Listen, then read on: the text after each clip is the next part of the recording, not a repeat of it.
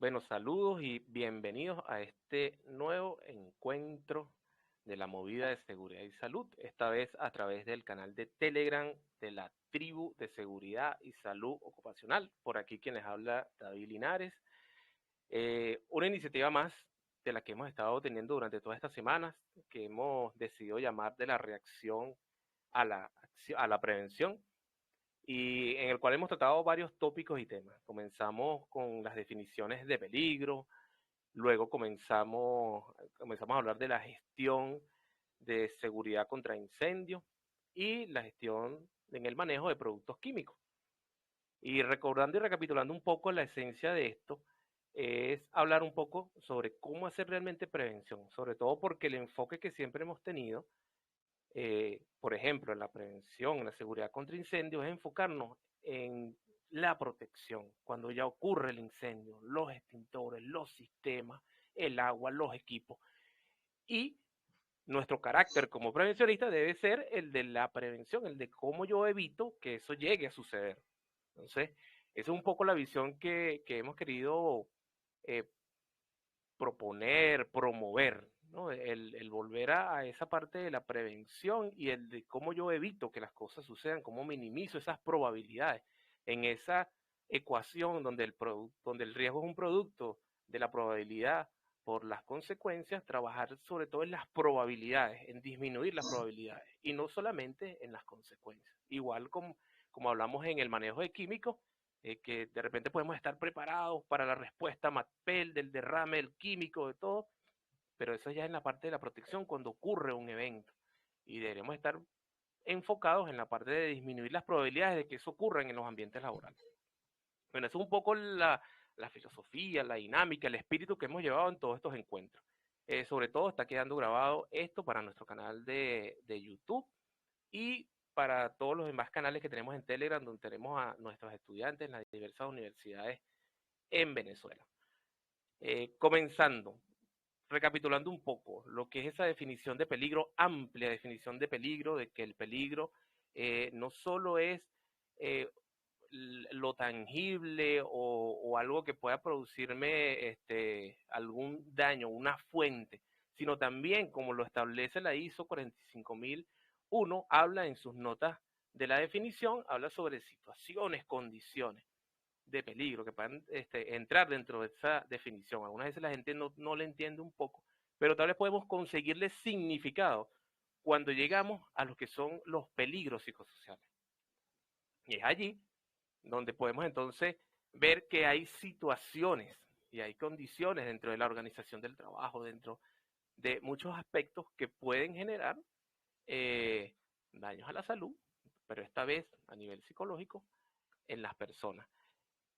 Con Gisela Blanco, que es la gran invitada de hoy, hemos hecho muchos ya encuentros acerca de todo lo que es la gestión de los factores psicosociales laborales, o ya poniéndole un poquito más el nombre y apellido de los riesgos psicosociales en el trabajo.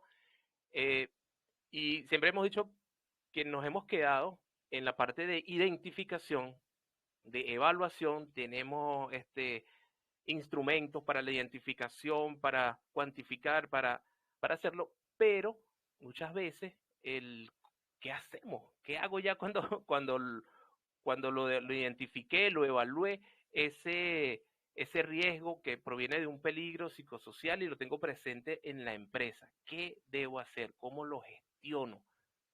Es por eso que una vez más hemos invitado a la profesora Gisela Blanco para que nos hable ahora de lo que es la gestión de los factores psicosociales laborales. No sin antes agradecerle a la profesora Gisela por siempre su excelente disposición a estar con nosotros en todas las iniciativas. Siempre le robamos parte de su tiempo para que pueda estar acá con nosotros. Y bueno, hoy me toca hacerle aquí su presentación y Gisela, dejo abierto entonces el micrófono para ti, para que puedas hablarnos y comentarnos un poco acerca de esto, que qué bonito que lo nombraste así. Pasemos a la acción, la gestión de los factores psicosociales laborales. Adelante, Gisela.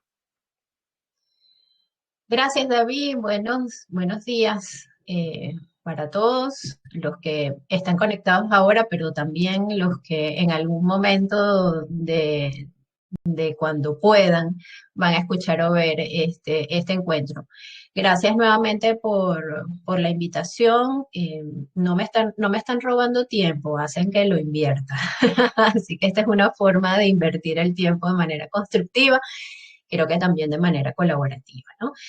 En relación a los riesgos, específicamente de los riesgos psicosociales, porque digamos que esa es la etiqueta que más nos aproxima a la prevención. Sin embargo, bueno, yo lo coloco en términos mucho más generales, factores psicosociales laborales, porque la evaluación siempre nos lleva o nos va a llevar o nos debería llevar, no siempre, pero nos debería llevar, no solo a identificar los riesgos, que es obviamente lo principal, sino también dentro de esa valoración vamos a identificar los aspectos positivos, porque también en las organizaciones, en las empresas, en los mundos laborales pasan cosas buenas, ¿no? Entonces, también parte de la gestión cuando hablamos sobre todo del bienestar, cuando hablamos de la salud en positivo, es importante identificar esos factores positivos para potenciarlos y para trabajar en una dirección que casi, bueno, si estamos en deuda con la gestión, en términos preventivos, más deuda tenemos con la promoción de la salud en el trabajo, ¿no? Que es esa mirada positiva, esas acciones positivas, ¿no? Entonces, digamos que en función de este contexto, si quieres pasa la siguiente lámina, David, por favor. Yo creo que, bueno, que a estas alturas quizás todos tenemos claro qué son los peligros psicosociales y que pueden venir principalmente de tres fuentes, ¿no? O su origen puede estar en tres aspectos importantes. En la organización del trabajo, que tiene que ver con todos los detalles del trabajo, es decir, la cantidad de tareas, las características de la tarea, el ritmo de las tareas en los puestos de trabajo, ¿sí? Entre otras características, ¿no? El contenido, lo que se hace, el cómo se hace. También pueden venir, y hay obviamente muchos riesgos, o pueden haber muchos riesgos. Luego también puede venir de otra fuente, que son los factores sociales o las relaciones interpersonales, que son fundamentales e importantísimas en los ambientes de trabajo.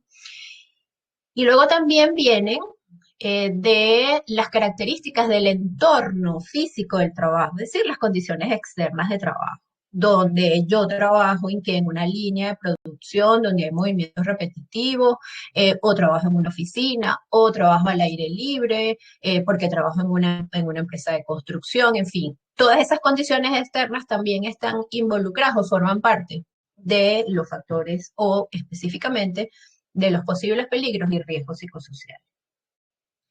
Luego también no nos podemos olvidar que hay elementos extralaborales que van a incidir, como esa relación trabajo-familia, que es un factor extralaboral importante. Y por supuesto, finalmente, y como quizás como uno de los factores menos importantes, y vamos a ver por qué es menos importante, son los factores individuales, porque no son los determinantes. Eso es una cosa importante, y de ahí está la línea que quería compartir con ustedes. No solo el mundo del trabajo está cambiando, es decir, tenemos los trabajos tradicionales, los trabajos que siguen siendo presenciales, que están en los sectores, en múltiples sectores, tanto productivos como de servicios, pero también están surgiendo, y más aún se han intensificado en la pandemia y post-pandemia, digamos, trabajos se pueden realizar desde cualquier espacio, desde cualquier lugar, ¿no? Que tiene que ver no solo con el teletrabajo formal, sino con toda esta corriente que se ha denominado los nómadas digitales, ¿no? Un grupo importante de trabajadores, algunos dependientes y otros trabajadores por cuenta propia, ¿no? Esto es interesante, es una realidad que va surgiendo paralelamente a el resto del mundo más formal del trabajo, ¿no? Y que no hay que descuidar. Pero también quiero llamar la atención sobre algo que está pasando, quizás producto también de toda esta complejidad y todas estas crisis que hemos venido atravesando como sociedades en general y como planeta en general, que hay una tendencia a intentar puntualizar, focalizar la responsabilidad de las condiciones de trabajo y de los efectos que esas condiciones producen en el trabajador sobre el trabajador. Es decir, una responsabilidad exclusivamente individual. Traduzco esta idea. Si tú como trabajador estás satisfecho en el trabajo, bien. Si estás estresado en el trabajo, mal, y seguramente será tu responsabilidad porque no sabes manejar el estrés, ¿no? Recientemente creo que todos veíamos en una red social, eh, que es una red social dedicada principalmente al mundo laboral o profesional, que había una oferta de trabajo donde decía, entre otras competencias que tenía que tener ese trabajador, inmune al estrés. O sea que ahora tenemos que desarrollar una inmunidad al estrés cuando sabemos que, si bien es cierto que hay características de personalidad, características individuales, el estrés es múltiple, es multivariado. Y cuando hablamos del trabajo, bueno, todas las variables que están en el contexto laboral, específicamente eh, denominadas riesgos psicosociales, son las generadoras del estrés laboral. Entonces, no podemos reducir las gestiones o la intervención, como se llame. A mí me gusta más hablar de gestión porque significa trabajar con el otro, trabajar con las personas. No lo podemos reducir a responsabilidades solamente individuales. Por supuesto que los trabajadores y todos nosotros como trabajadores tenemos una responsabilidad individual en nuestro trabajo, por supuesto que sí, pero las responsabilidades son compartidas y los aspectos contextuales son fundamentales, porque esto también tiene que ver con esta onda del optimismo y de la felicidad obligada, ¿no?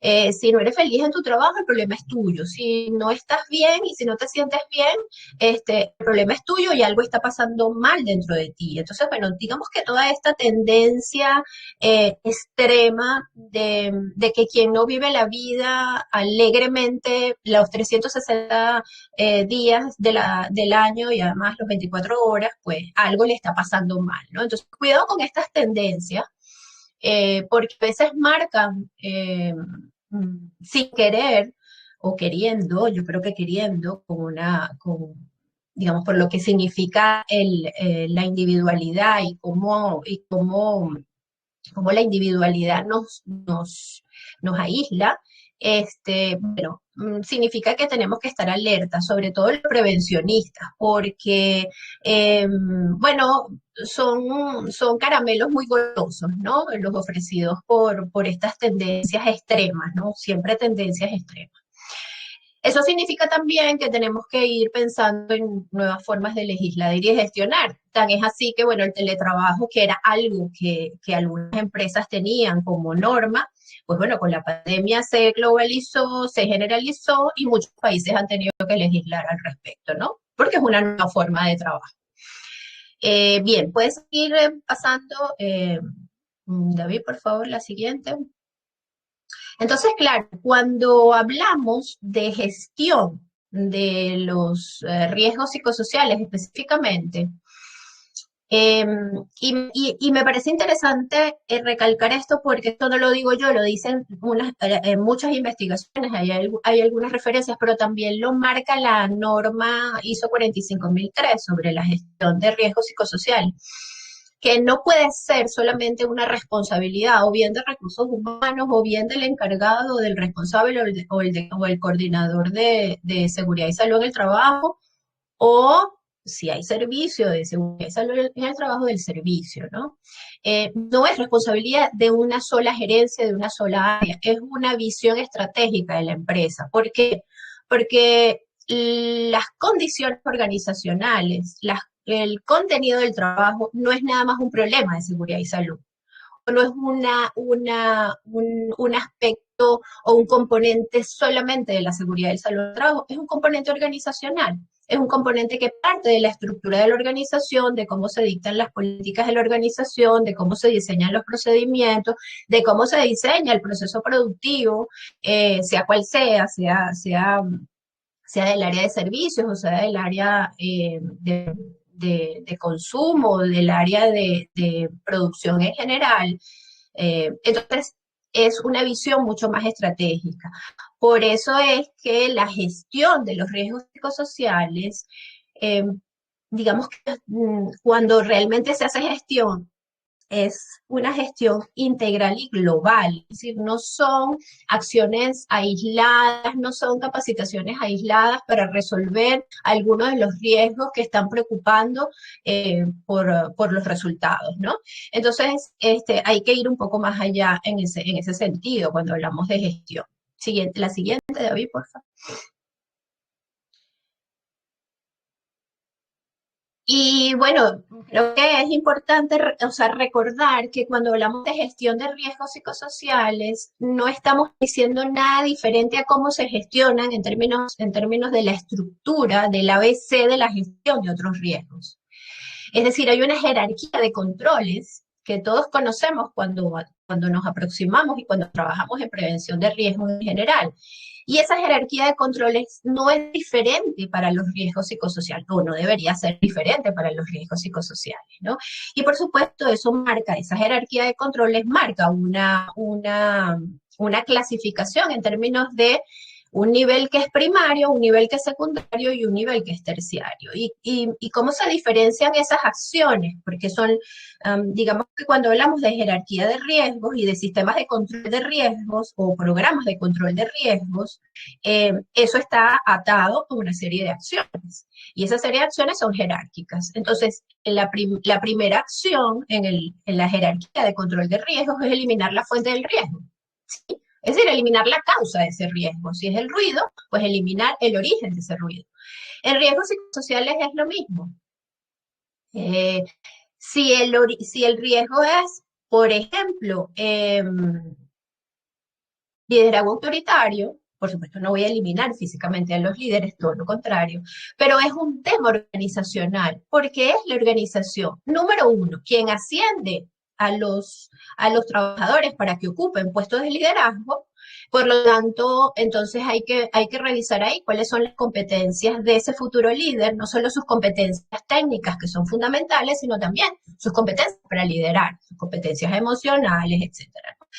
Entonces, es un problema de la estructura o un riesgo que se deriva de la estructura de la organización, de las decisiones que se toman, de la forma en que se realizan los ascensos, donde hay, digamos, involucrados probablemente varias gerencias o los directivos en términos de los ascensos que quieren promocionar, recursos humanos que también tienen perfiles en relación a quienes podrían estar en promoción para ser ascendidos y ocupar puestos de liderazgo, la evaluación de desempeño, es decir, una serie de factores que son parte de la estructura organizacional. Entonces, fíjense bien, yo tengo que empezar por ahí, en términos de una buena gestión, por supuesto. ¿Por qué? Porque si yo empiezo solamente y única y exclusivamente centrándome en la individualidad de los líderes y haciendo una capacitación en general, y no digo que las capacitaciones no sean necesarias, pero por ahí no debería empezar, ¿sí? Porque ahí estaríamos hablando de niveles secundarios o terciarios, es decir, acciones que se realizan o sobre el ambiente o sobre el trabajador directamente. Entonces, es como el mismo, no estamos hablando de nada diferente, solo que, obviamente, al hablar de gestión de riesgos psicosociales, históricamente hablando, se han reducido en la mayoría de los casos a programas de capacitación. O sea, yo hago una evaluación de riesgos psicosociales, encuentro cuáles son los que están, los que puntúan más altos en términos de problemas o de riesgo, y digo, bueno, si es el liderazgo autoritario, si es no sé, las altas exigencias cuantitativas, que suele ser un riesgo muy frecuente, pues bueno, entonces yo voy a hacer un plan de capacitación para que los trabajadores aprendan a manejar el tiempo en su trabajo. Y resulta que a lo mejor ese no es el problema, porque el origen no está ahí, ¿sí? Repito, no estoy diciendo que no sean importantes los procesos de capacitación, pero no es lo único que hay que hacer y a veces no es lo más eficiente, solo que es lo que históricamente hemos hecho, ¿sí? Luego, bueno, tenemos entonces el nivel secundario y el nivel terciario, ¿no? Y digamos que, aunque están planteados en términos jerárquicos, eso no significa que no pueden ser simultáneos. La jerarquía no quita la simultaneidad. Es decir, yo a la vez que estoy trabajando con una serie de acciones que tienen que ver con el liderazgo, con cómo se realiza la promoción, estoy indagando con recursos humanos, etcétera, a la vez yo puedo estar organizando un plan de capacitación, ¿sí? O sea, que eso no se riñe, ¿no? No están divorciados de hacerlo de manera simultánea. La siguiente, David.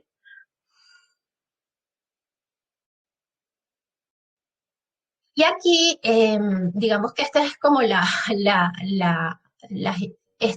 aquí vemos todo el proceso de gestión, si se quiere, ¿no? Y el proceso de gestión no solo de riesgos psicosociales, que serían los que ustedes ven en la flechita roja, sino que estamos en los extremos. Vean lo que está al principio de esta lámina que dice factores positivos psicosociales. Entonces ahí estaríamos realizando acciones de promoción de la salud. Porque, bueno, tomaríamos, supónganse, voy a seguir colocando el ejemplo del liderazgo, pero ahora en positivo, es decir, resulta que cuando hacemos la evaluación de factores psicosociales y encontramos riesgos y factores positivos, uno de los factores positivos es el liderazgo, ¿sí? ¿Qué significa eso? Que entonces ese liderazgo yo lo tengo que mantener y potenciar, porque si yo probablemente no me ocupo de él, a lo mejor hay condiciones externas que van cambiando, las condiciones siempre van cambiando y puede que ese liderazgo se debilite. Entonces sería una acción positiva que está orientada a acciones de promoción, ¿sí? De mantener lo que está bien, lo que funciona. Ese es como el concepto de promoción. En términos generales, pero de salud, es potenciar lo que ya está bien en términos de ese ser humano que trabaja. Luego, si ven la flechita roja, están las jerarquías y están ejemplos de riesgos psicosociales. Entonces, yo les puse ahí uno que casi está invisibilizado, pero que cada vez toma más importancia, que es un riesgo que se denomina injusticia organizacional, que es la percepción que tienen los trabajadores de, gracias David por señalizarlo ahí, es la percepción que tienen los trabajadores de falta de equidad. Y falta de equidad en la organización puede ser a través de la comunicación, o sea, y comunicaciones o informaciones que reciben unos y otros no. Equidad de procedimientos, por ejemplo, de normas, o sea, hay una serie de normativas, pero entonces se le aplican a un grupo de personas, o unas personas y a otras no, por ejemplo, ¿no? Es decir, hay diferentes tipos de injusticia organizacional o de cómo se presenta esa percepción de inequidad o de falta de balance. Eso es, digamos, ahí está un riesgo en el cual la estructura organizacional es quien lo origina. Por lo tanto, las acciones de gestión tienen que estar orientadas a esa estructura organizacional que lo origina. Por ejemplo, si estamos viendo que esa injusticia viene por no sé, la percepción de que la comunicación no es equitativa, eh, que se privilegia a unos y a otros no, que no fluye la comunicación, entonces probablemente las acciones estén orientadas a trabajar con el equipo que genera la comunicación, la estructura de la comunicación en la organización, si es que hay una gerencia, etcétera, ¿sí? O con recursos humanos quizás porque es la que genera la información. Entonces, fíjense, las acciones en términos de gestión no son, digamos, no se quedan solamente en acciones específicas del servicio o del especialista o del coordinador del servicio o del área de seguridad y salud, sino que abarcan una serie de acciones y decisiones organizacionales con las cuales tenemos que trabajar. Son actores con los que trabajamos de la mano, ¿sí? Luego tenemos otro ejemplo en el segundo nivel, que es el nivel secundario, que es la sobrecarga, es decir, las altas exigencias en el trabajo o la falta de exigencias en el trabajo, es decir, la poca cantidad de tareas o lo que más frecuentemente vamos a encontrar es la sobrecarga, es decir, la alta cantidad cuantitativa de tareas o cualitativa, es decir, no solo la cantidad, sino el grado de dificultad de las tareas. Entonces, aquí el nivel secundario implicaría trabajar con los equipos de trabajo para verificar cuáles y conocer indudablemente los puestos. O sea, no hemos hablado de eso, pero estamos dando por sentado que en un proceso de gestión ya yo sé cuáles son los puestos de trabajo, qué hace cada uno de los trabajadores, etcétera, ¿no? Entonces, en este nivel, las acciones estarían orientadas a evaluar efectivamente si todas las tareas son necesarias, si hay tareas repetitivas, si hay tareas que hace otro equipo de trabajo o hacen otras personas, y eso es mucho más frecuente de lo que pensamos, ¿no? Tareas que se sobreponen o que son repetitivas en términos de que la realiza otro equipo de trabajo u otra persona ocupando otro puesto de trabajo, ¿no? Entonces aquí las acciones están orientadas al trabajo con los equipos, ¿sí? Con los diferentes equipos de trabajo donde obviamente se detecte ese riesgo. Recuerden que también la identificación de peligros y la valoración de los riesgos psicosociales lo podemos, o sea, no podemos tener una visión general de la organización, pero también depende de la diversidad. Vamos a tener también información de áreas y de gerencias. Por ejemplo, no es lo mismo, probablemente, aunque pertenezcan a la misma empresa, los resultados de una evaluación de riesgos psicosociales del área administrativa al área operativa, porque son condiciones de trabajo diferentes, ¿sí? Obviamente, pueden haber elementos similares, pero también elementos diferenciales. Entonces tenemos que, uno de los criterios también importantes es trabajar diferencialmente, ¿sí? Y luego está el nivel terciario, que es cuando ya están presentes los efectos de la exposición a riesgos, obviamente no controlados, como el estrés, como la fatiga, como el síndrome de estar quemado por el trabajo, y ahí pongan ustedes los problemas de violencia, etcétera. ¿Qué hacemos ahí? Ahí ya hay un daño, es decir, si bien es cierto, el trabajador puede que no esté enfermo, sí que tiene una afectación a su funcionamiento psicológico, pero también a su funcionamiento fisiológico, o sea, psico, y también a su funcionamiento en el grado de las relaciones con los otros, ¿no? Entonces ahí sí trabajaríamos con acciones concretas para minimizar esos daños, ¿no? Que van, obviamente, no solo de la capacitación, sino de la incorporación del aprendizaje de técnicas para disminuir la tensión o para disminuir cualquiera de los efectos o cualquiera de los síntomas a los efectos, ¿sí? De la exposición a riesgo. Y finalmente vieron que se sale de esa línea de prevención, las acciones de atención, es decir, habrá trabajadores que necesiten atención individualizada. De ahí algunos programas que se llaman, bueno, que tienen diferentes nombres, pero que son la atención especializada a los trabajadores, los EAP, en fin, en cada país y en cada organización se nombra diferente, pero es un nivel de atención, no un nivel de prevención, porque ya estamos hablando de que hay algún tipo de trastorno y algún tipo de daño a la salud, ¿no? Luego, si ven del lado derecho de su pantalla, van a ver que esta prevención es jerárquica y simultánea, como les decía anteriormente, que puede ser colectiva e individual, sobre todo en los últimos niveles. Y hay un aspecto fundamental en la gestión o en la eficacia de la gestión, que es la participación. Nosotros a veces, creo que es probablemente una deformación de nuestra formación como prevencionistas muchas veces, em, no tomamos en cuenta o no abordamos o no colocamos en una exposición relevante. No solo lo que dicen los trabajadores, que son los que saben qué está pasando, qué les está pasando y cómo les está pasando, más allá de la evaluación, quiere decir, claro que los tomamos en cuenta para la evaluación, pero eso no es participar. Eso es sencillamente formar parte de un proceso de evaluación. Participar es poder tener la posibilidad de contribuir con ideas, de contribuir inclusive con acciones en relación a qué es lo que nos funciona y qué es lo que a veces no nos puede estar funcionando. Y digo en términos no solo de gestión de los riesgos psicosociales, sino de los riesgos en general. Todos sabemos que no hay mejor conocedor de la realidad laboral y del puesto de trabajo y del centro de trabajo que el trabajador y los trabajadores en colectivo, ¿sí? Si quieres, David, por favor, puedes pasar la siguiente. Hay una cosa importante también bueno, que es muy frecuente cuando tratamos de hablar de gestión en general, pero también de gestión de riesgos psicosociales, que es como que dime el ABC de la gestión. Es decir, si yo llego a una empresa, ¿qué es lo que tengo que hacer? Y no es tan sencillo como que hay un ABC. Si es verdad que hay, como vieron, unos niveles que deberíamos tomar en cuenta para elaborar una gestión eficiente, pero cada centro de trabajo, cada empresa, cada organización es un mundo psicosocial particular. Tiene lo que yo llamo la identidad psicosocial, ¿sí?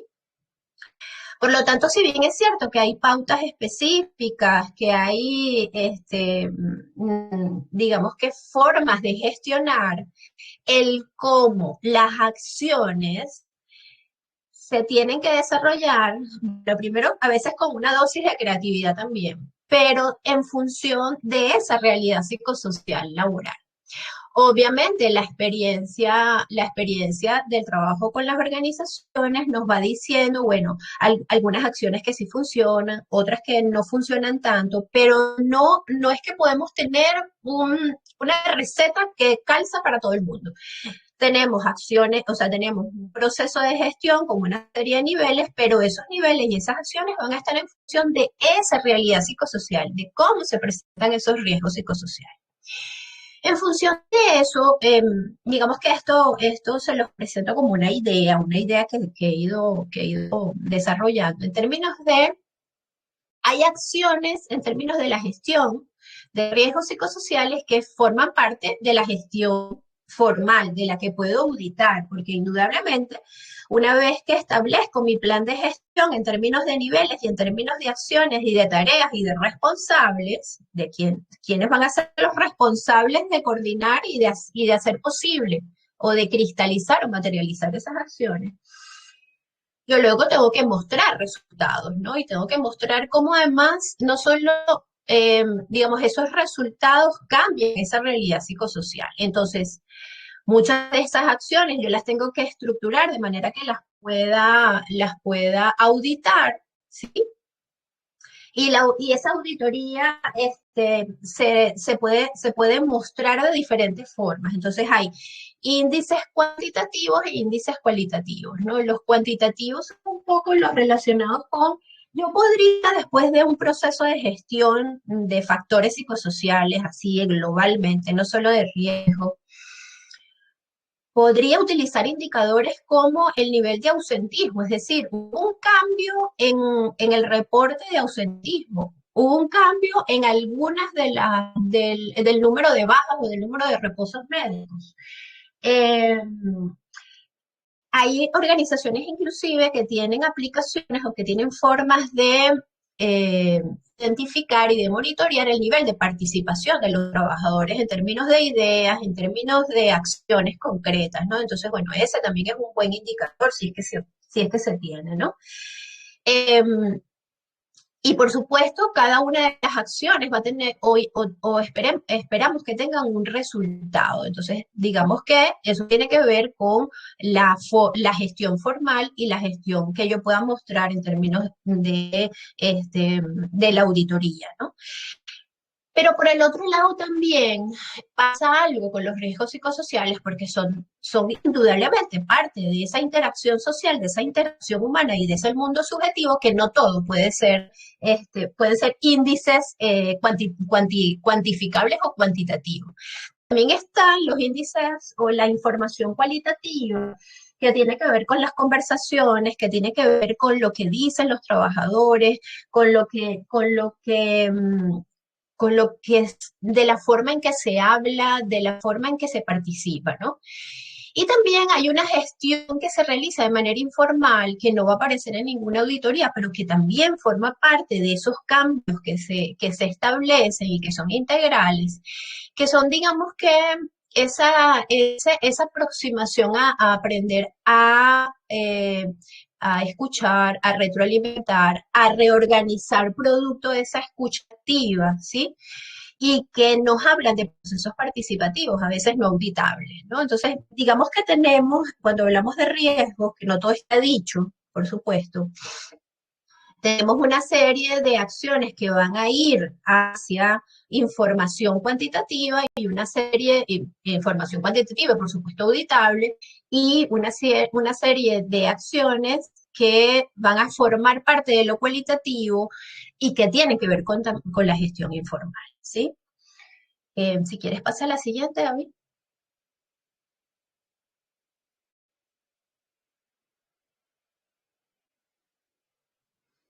Y una cosa importante, un poco para no alargar más esto, porque ya vamos, creo que ya estamos más o menos en el tiempo, pero bueno,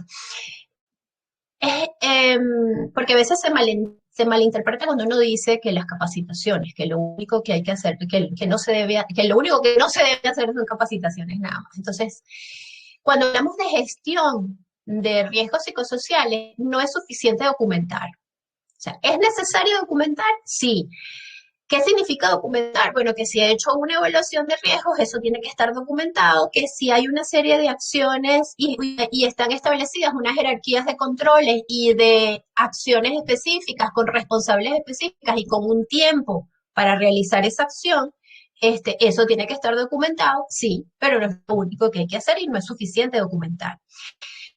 Es necesario cumplir la legislación y las normas en aquellos países, obviamente, donde hay normas específicas para la gestión, para la identificación, evaluación y gestión de riesgos psicosociales. Sí, la legislación en todos los países, en casi todos los países, a, digamos que nos obliga o obliga a los empresarios, obliga a las organizaciones, a las empresas a identificar, evaluar, controlar los riesgos en el trabajo, uno de ellos los psicosociales, ¿no? Entonces, hay que hacerlo, sí, pero no es suficiente. Y no es suficiente y por eso las normas se hacen mucho más específicas. Es decir, cada vez más la tendencia es hacer normas específicas para riesgos específicos, producto del incumplimiento o producto del cumplimiento en la letra pequeña o en la mínima escala de lo que dice la ley, lo que dicen las legislaciones. Sugerir recomendaciones que se desprendan de las evaluaciones son necesarias, pero no son suficientes, porque las recomendaciones se quedan en una serie o en un listado además de acciones que no están concatenadas, que no están jerarquizadas, que no están relacionadas además con toda la gestión. Recuerden que, aunque estamos hablando obviamente de algo tan específico como los riesgos psicosociales, esto está atado o está concatenado con el programa de seguridad y salud, ¿no? Entonces, digamos que vamos de la mano, ¿no? Y tampoco es suficiente centrar estas recomendaciones que se dan la mayoría de las veces en solo capacitación. Es decir, a veces hacemos un reduccionismo después de haber invertido tiempo en la evaluación de riesgos psicosociales, hacemos un reduccionismo intentando resolver o controlar el efecto de esos riesgos presentes en el trabajo con capacitación. ¿Hay que hacer capacitación? Por supuesto que sí hay que hacer capacitación, pero no es la única acción para gestionar. Recuerden, la gestión de los riesgos psicosociales es integral. Por lo tanto, el que esté haciendo gestión está metido en todas las gerencias de la organización. Para empezar, no tiene oficina, porque trabaja con todos y con todo. De ahí lo importante que es la visión estratégica. ¿Por qué? Porque una empresa que no ha internalizado, es decir, no tiene como valor organizacional, primero, la prevención de los riesgos psicosociales y luego, como visión estratégica, la prevención de los riesgos en general, pero de los riesgos psicosociales, difícilmente nos va a permitir hacer un trabajo integral. Por lo tanto, yo creo que otro de los elementos que creo que es una debilidad en la mayoría de los casos en términos de la prevención es poder mostrar el impacto o la necesidad en términos de números para la organización. Es decir, porque los empleadores aún tienen la tendencia a seguir viendo este tipo de gestión como una gestión a veces innecesaria o a veces generadora de conflictos, generadora de conflictos en la empresa, por supuesto. Y difícilmente si nosotros solo románticamente no, partimos solo de la realidad humana, pues eso no va a ser suficiente. Y creo que muchas veces este plan de gestión tiene que ir atado o tiene que ir presentado con datos duros que necesita el empleador. Ver, es decir, ¿cuánto pierde usted si usted tiene tantos trabajadores de baja o de reposo médico? ¿Cuánto pierde usted si el equipo de trabajo no es lo suficientemente productivo porque las tareas no están claras, porque el rol, porque los roles no están claros, en fin, ¿no? Entonces, creo que esa es, y esto ya sería un tema de discusión de otro encuentro. Creo que en general nosotros tenemos una debilidad como prevencionistas y tiene que ver también con nuestra formación y cuando digo nuestra formación también cuando formamos a otros. Eh, que no sabemos, no conocemos digo la mayoría, muchos lo harán, pero en general no atamos un programa a el impacto financiero en una organización. Esto no es nada más un problema solo del tema del área de seguridad y salud, es un problema también de algunas empresas que tampoco tienen claro en términos de ese ser humano que está trabajando, cuánto representa para él, no solo en términos de salario, sino en términos de productividad, en términos de si efectivamente ese trabajador no está en las mejores condiciones para producir, cuál es el impacto en términos del de, negocio y de la productividad. Eso digamos que todavía creo que es un tema pendiente, tan pendiente como la gestión de riesgos psicosociales. Bien. Y David, la siguiente, porfa, y ya para cerrar, creo.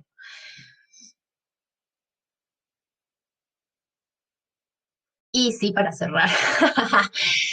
Yo creo que hay mucho que hablar sobre esto, ¿no?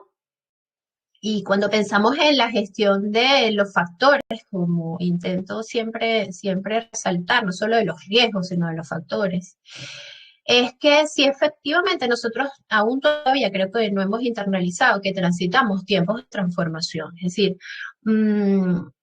hay una tendencia, por un lado, a humanizar los espacios de trabajo y otra tendencia contraria. Y creo que la tendencia contraria, no sé, como que nos está ganando, ¿no? Entonces, bueno, mmm, ¿qué tenemos que hacer? ¿Qué cosas tenemos que hacer diferentes o disruptivas para que esa humanización del trabajo sea posible? Y no solo sea posible, sino eh, que no se riña con la productividad, es decir, humanismo y productividad pueden caminar juntos. ¿No? También lo que decía al principio, hay una tendencia generalizada en casi todos nosotros, yo no sé, por la influencia de muchas cosas y del mundo más rápido que estamos viviendo y de esa realidad líquida en la que nos encontramos, que queremos ya fórmulas. Dime cómo tengo que hacer, dime el ABC, dime el 1, 2, 3, o sea, pero ¿qué hago aquí? O sea, dame la receta. Y a veces, la mayoría de las veces, si bien es cierto, hay principios generales que todos conocemos en términos de la gestión, no necesariamente todo está dicho. Entonces, bueno, hay realidades y las realidades van a tener realidades psicosociales muy particulares de cada organización. Eh, por eso nos atrevemos a pensar diferente, a romper con lo que viene ya establecido.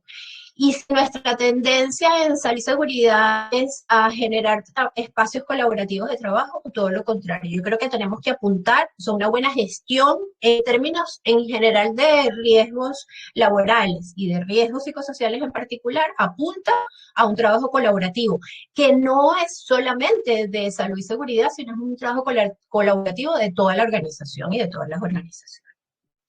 Bueno, esto es un poco lo que quería compartir con ustedes. Ya veo que ahí que se están incorporando amigos a la transmisión, así que bueno, David. Sí, Gisela, bueno, perfecto. Antes de hacerte unas preguntas que tenía por aquí, voy a habilitar para que todos puedan utilizar los micrófonos si quieren hacer alguna intervención, pregunta. Sé que muchos entraron ya casi nosotros terminando, pero tranquilos que esta transmisión también se va a montar en nuestro canal de YouTube y va a estar compartida por acá. Bueno, Rosana, Maite, Teresa, Cintia, Angeli, José Gregorio Méndez, Elio Pimentel tienen ya el micrófono habilitado si quieren hacerle alguna pregunta a Gisela o alguna intervención. El micrófono es de ustedes.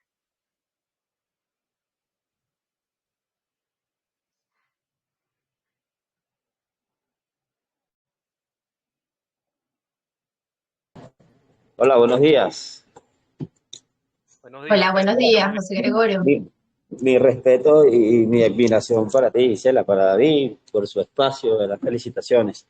Mira, me hizo Gracias. mucho clic el tema de cuando hablas al final de lo que la humanización debe estar, puede casarse con la productividad.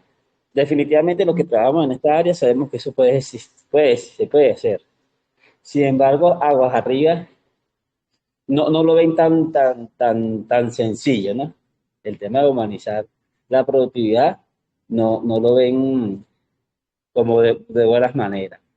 Además de esto, aunque esa es la lucha perenne que vamos a tener nosotros y ojalá que algún día termine y que todas las empresas entiendan que su visión estratégica debe estar dada a temas relacionados con la seguridad y salud laboral y no al contrario, no atar los objetivos de la seguridad y salud laboral a la estrategia de la empresa, la visión estratégica de la empresa, porque obviamente allí va pues existir factores que se desvían totalmente de lo que es la seguridad y salud laboral.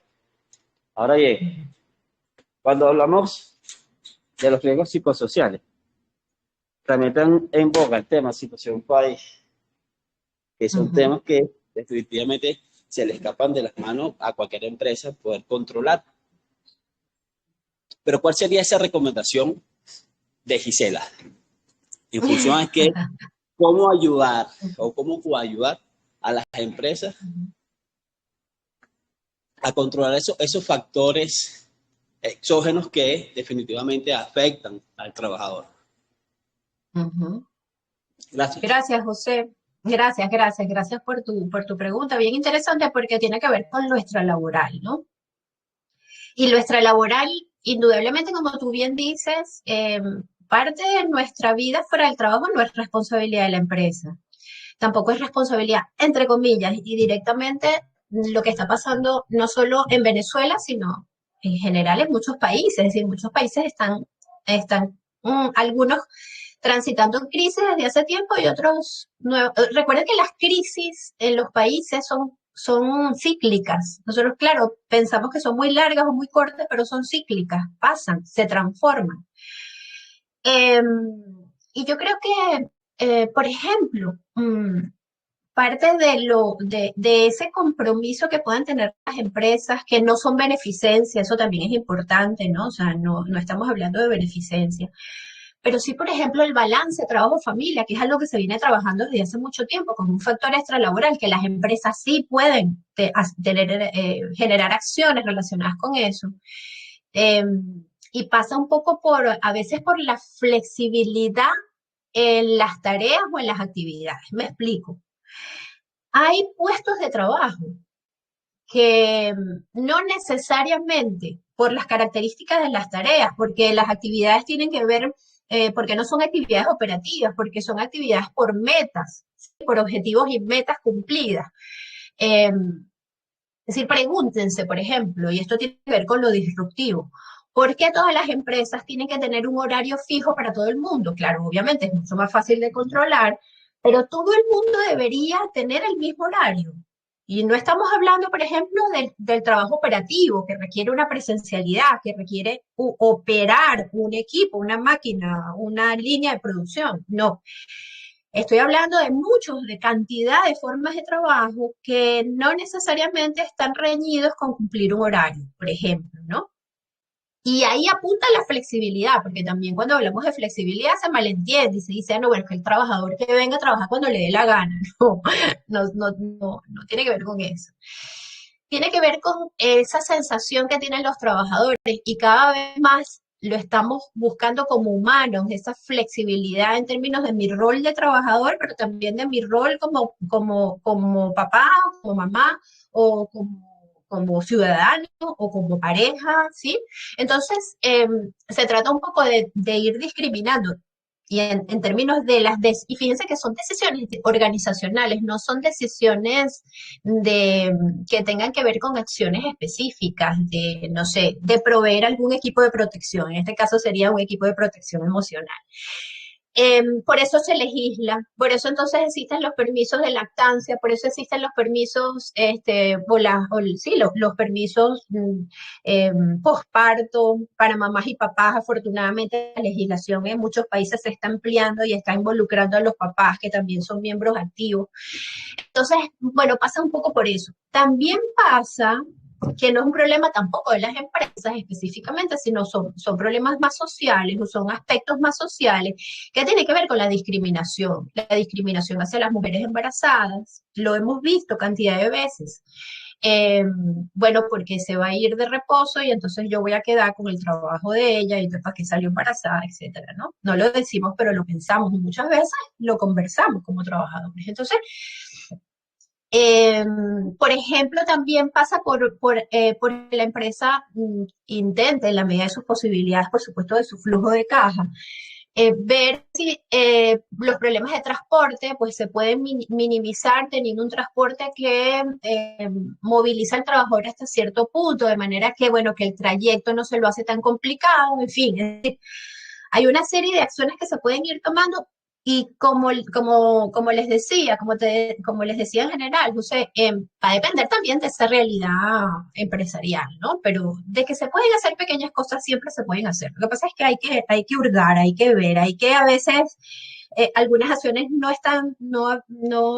surgen de la creatividad, ¿no? O sea, no están escritas, no están, sino que parten de ese trabajo constante y de ese escuchar a los trabajadores también, porque tienen buenas ideas y a veces no los escuchamos lo suficiente, o a veces no los escuchamos. Perfecto, Gisela. No sé si alguien más tiene una pregunta. Adelante. Bueno, vamos a habilitar aquí a Francisco. Hola, oye, Allá va. Francisco, terminando. Bueno, yo voy a aprovechar entonces de hacerte aquí, si me deja Emmanuel, porque está aquí como medio llorando, pero pues, espero que me deje hablar. Mira, hay varias cosas que están saliendo recientemente con todo esta nueva normalidad o como le quieran llamar, ¿no? Muy feliz día para todos. Espero estén muy bien. Millones de gracias por compartirnos conocimientos y saberes por este espacio, David y doctora Gisela. Adelante, Hola, adelante. Francisco. Gracias, Francisco. Bueno, te comentaba, Gisela, que está sucediendo algo. Por ejemplo, yo que trabajo en una empresa que es de estas que ahora está volviendo a la presencialidad. Y no solamente aquí en Chile, sino en todas sus dependencias, en Colombia, en España, en Perú, aquí en Chile. Y, y la mayoría de los trabajadores está sufriendo estos estragos de volver otra vez a la presencialidad sin justificación. Y es un poco lo que tú nos estabas diciendo, ¿no? Por ejemplo, el tipo de trabajo se demostró a nivel de productividad que la gente puede hacer de su casa en un horario flexible y que era una gestión por objetivos, pues. Hacías tus objetivos, cumples tus objetivos y listo.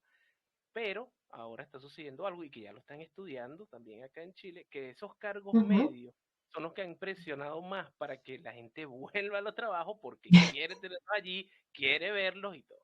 Y eso ha hecho, bueno, que se renuncie mucha gente y haga todo esto. No sé si nos puedes hacer un comentario en cuanto a este aspecto de la presencialidad y otra pregunta que te iba a hacer, que es respecto, haciéndole honor a lo que hablamos al principio, que sea que no solamente trabajar ya cuando están los efectos o por la protección, pero si hay una tendencia ahorita a que los problemas psicosociales en el trabajo lo podemos solucionar con el mindfulness, con la yoga de la risa, con la yoga, con la respiración. Entonces, ¿qué opinión? Sé que ya no la has explicado, pero sobre todo para dejarlo aquí bien puntual sobre todas estas cosas que sé que funcionan, que es así, pero cómo se han tergiversado. Entonces, esas dos cositas allí. Gracias, David. Gracias por tus preguntas. Bueno, en primer lugar, el regreso a la presencialidad completa pasa también por explorar lo que tú decías, ¿no? Es decir, es necesario que todo el mundo esté todos los días, porque yo creo que también, eh, creo que las empresas podrían plantearse el hecho de tener hibridación, es decir, para el trabajo híbrido, unos días en la empresa y unos días de teletrabajo. Porque es verdad que necesitamos la conversación, necesitamos el encuentro social, es parte también de no solo, digamos, a veces en esos encuentros que tenemos en los espacios de trabajo presenciales surgen buenas ideas, surgen cambios a lo mejor en un proceso o en un procedimiento. Y además, bueno, además de los elementos subjetivos importantes para el bienestar, que significa la interacción con el otro, ¿no? Bueno, la interacción funcional, amable, cordial. Porque también tenemos que pensar que a veces puede ser que no querramos volver a la presencialidad porque hay un ambiente inadecuado, um, digamos, poco funcional o disfuncional, para llamarlo en el otro término, ¿no? De lo negativo. Entonces yo creo que, fíjate, esas son decisiones organizacionales. Y también implicaría ese trabajo híbrido o ese trabajo completamente no presencial o en teletrabajo de algunos trabajadores, de algunos equipos. Implicaría también el acompañar a ese líder, esos mandos intermedios, que finalmente son los que supervisan esos equipos, con conocimientos nuevos y con estrategias nuevas para la supervisión, ¿sí? Porque, bueno, a veces la supervisión no es más que control. Y hemos visto que el control eh, resta autonomía y se convierte en un factor autoritario y de riesgo, ¿no? En términos del ejercicio de liderazgo. Entonces, yo creo que los espacios híbridos, o sea, las combinaciones de días de presencialidad y días de teletrabajo podría ser una opción intermedia, pero también pensar en cuáles son las razones que tienen esos mandos intermedios para querer la presencialidad. Bueno, porque es lo que sé hacer, o sea, yo sé supervisar con la gente aquí, viéndola. Yo no sé hacerlo de otra manera o no me siento completamente seguro de hacerlo de otra manera. Y bueno, eso tiene que ver con un aprendizaje en términos del control del trabajo, ¿no? Por ejemplo, ¿no? O de los sistemas de supervisión más que del control, que es una forma de control, por supuesto. Eso te podría decir. Y eso está pasando, digamos, en la mayoría de los países, David. Aquí en España también está pasando lo mismo y la gente está optando por renunciar independientemente de la precariedad laboral que pueda haber, porque se ha dado cuenta que la flexibilidad es mucho más importante, ¿no? Eso no significa que se arriesgue quedarse sin trabajo, con las consecuencias que implica el desempleo, por supuesto, ¿no? Pero digamos que está privando también una necesidad importante de vivir de una manera más flexible, de una manera más amable, de una manera más orgánica, ¿no? Lo que decía José Gregorio del humanismo, ¿no? Y el humanismo tiene que ver con eso, no tiene que ver con dejar de producir o dejar de hacer, sino de hacer de otra manera. Pero bueno, nos vamos transformando como sociedad, ¿no? Probablemente dentro de 50 años, que ya no estaremos aquí algunos, estaremos hablando de otras formas de trabajo y de otros problemas diferentes y de otras cosas buenas que han pasado. Y, y la segunda parte, que tiene que ver nuevamente tiene que ver con el enfoque primero, de atender, o sea, de violentar la jerarquía de riesgos, entonces comenzar por los efectos, por los problemas, y pensar que esas técnicas, sea mindfulness, sea relajación, sea yoga, sea lo que sea, que no es tan mal, o sea, no es tan mal el aprendizaje de técnicas que me hagan sentir cada vez mejor, pero eso no puede ser lo único que se haga cuando los elementos o los factores contextuales, los factores de la organización, siguen poniendo en peligro y en riesgo a los trabajadores, ¿sí? Entonces, es una idea reduccionista, es una gestión muy mal llevada en términos de las acciones, porque es lo mismo, es como si yo he medido el ruido o en una empresa conseguía además niveles súper por encima de las normas y entonces he decidido que a todo el mundo le voy a poner, no sé, protectores auditivos. O sea, como primera medida vas a hacer eso. Lo mismo sucede en términos de esas acciones psicosociales. O sea, vas a comenzar por un taller de mindfulness. Cuando, o sea, las causas son más que evidentes y además las tienes identificadas, ¿sí? Entonces, ahí el problema. El problema no son las técnicas, el problema es para qué las estás utilizando, con qué objetivo y cuál es el impacto.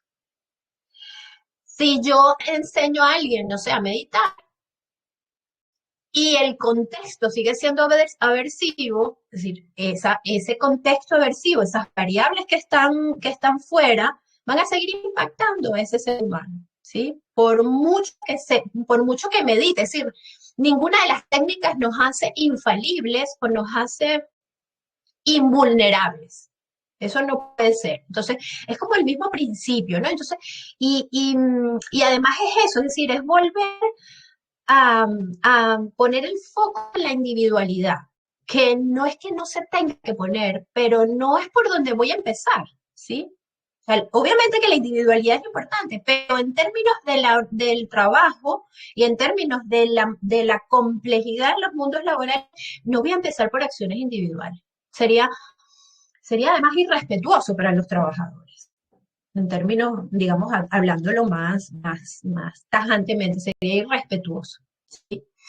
Por eso es que muchas capacitaciones y mucha implementación de técnicas son rechazadas por los trabajadores. Yo no sé si ustedes han tenido esa experiencia, yo la he vivido. Uy, otra vez vienen aquí. Ay, qué fastidio esta cosa de la relajación o de la técnica de meditación o de la yoga o de la cosa, ¿sí? O, por ejemplo, también, otra vez vienen a pasarme el cuestionario este, que ya lo he llenado todos los años y nunca sé qué pasa. Entonces, eso lo hemos oído, seguramente lo hemos oído todo. O eso en términos de lo psicosocial, pero también puede ser, ahí viene el ingeniero con su aparatico, medir este ruido o medir la iluminación y aquí yo sigo quedándome ciego. Porque no veo bien, porque no está suficientemente iluminado mi puesto de trabajo. Entonces, pasa lo mismo, ¿no? Pasa lo mismo con las técnicas. O sea, no es aplicar las técnicas, sino para qué y en qué contexto. ¿Mm? Perfecto, Isela. No, me hiciste recordar muchísimas cosas. Seguro le hace sentido a todo el que nos vaya a escuchar esto y por eso fue la pregunta.